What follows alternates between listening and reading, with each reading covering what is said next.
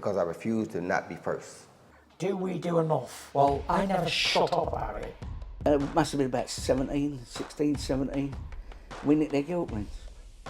Right, the bouncer's guilt ring. This is no good for me. That's the reality. If you want the honest truth, and I see it every day. Razaban IFL TV, proudly sponsored by Everlast. It's the blast from the past, as they say with me. Luke Campbell. Luke, good to see you, mate. How are we? Yeah, all good, mate. You? Yeah, not too bad. Listen, honestly, tell me the truth there. When you hear the buzz, when you hear the screams of the fans, the weighing, the intensity, do you miss it? Yeah, listen, there's many parts I've missed of boxing. There's many parts I don't miss as well, but it's the only thing I've ever done in my life for 22 years straight was boxing, so it's a big part of my world.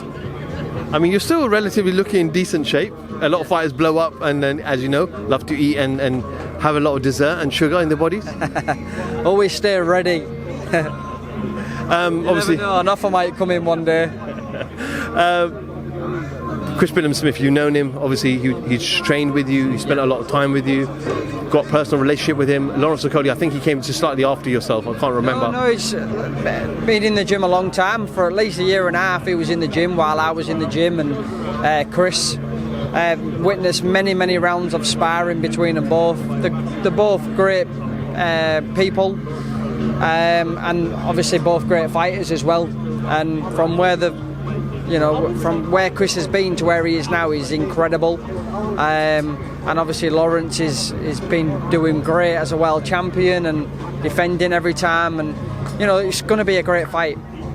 I mean, you saw the intensity there during the face-off. Do you take anything away from that? Did you see anything? Or you know both fighters very well, as you said. Do you know what? It's one of them. Like, I've fought somebody who I've had a relationship with in the past, and it's always different. But I feel like these two have handled the situation like gentlemen. There's no bad blood. It's like what Lawrence says. They're here for the world title. It's business, and I think they'll put a great fight on for the fans. I mean, are you in a position to pick a winner, and who do you think will win? Listen, I really like Lawrence. Lawrence is a great kid, but Chris is my boy. I'm much closer to Chris, and I'll follow Chris wherever he boxes in the world. I'll be there supporting him. That's the type of relationship I feel like me and Chris have, and he did the exact same with me. Yeah, and he went all over to me with me. He went to Philadelphia, Texas. He was always there supporting me, so I'm here for him. Chris can't not be in a fun fight. He's fully action-packed and ready to go. Does he go 12 rounds? Maybe. If it goes 12 rounds, yeah, there's a possibility in that, but I think there's more of a possibility that it'll go before the 12. Another gentleman from the gym that I want to talk to you about is Azim. Obviously, Shane signed him. I think again after you retired. I think Shane signed him. I can't remember exactly. Adam came into the gym. I had Adam and I had Dalton Smith for sparring partners for my last fight. So I had two unbelievable fighters there that I was sparring for 12 rounds.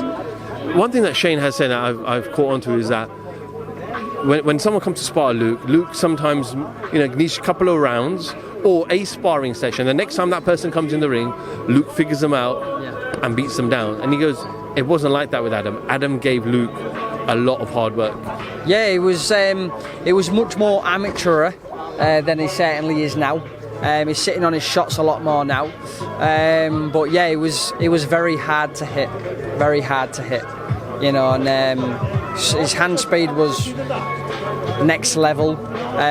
His boxing IQ he's certainly a future world champion. Don't want to blow too much smoke up him, but he's certainly a world champion. He's an unbelievable talent. He's a great person, and he's fully dedicated to the sport of boxing. A couple of weeks ago, we saw a man you fought in the ring in Ryan Garcia take on Gervonta Davis. Gervonta made it look relatively easy there. Yeah. Is he the main guy at that division in that weight? For me, Stephen Shakur beats everyone.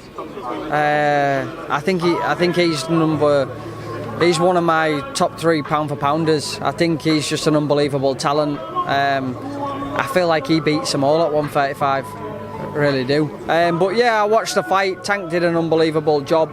I think it benefited him being the shorter guy because he got low under the shots. I thought Ryan looked really weight drained, if I'm honest. Not taking nothing away from Tank, but yeah, I didn't believe Ryan was the fighter he was when he fought me. Obviously, just officially announced yesterday, Errol Spence takes on Terence Crawford. You know these are like the Mayweather days, aren't they? You know when you get these big fights. For that, I might go that. I'm a massive fan of Terence Crawford. For me, I think he's number one on my pound for pound list. I think he's an unbelievable talent, boxer, fighter, can do it all, and he's always, I think it's going to be a great fight. Luke, appreciate you giving me a little bit of time, my man. Yeah, enjoy the festivities of Bournemouth. Behave yourself, and we'll catch up with you hopefully tomorrow after the fight. Yeah, take care, buddy. Luke Campbell, IFL TV. Thank you very much.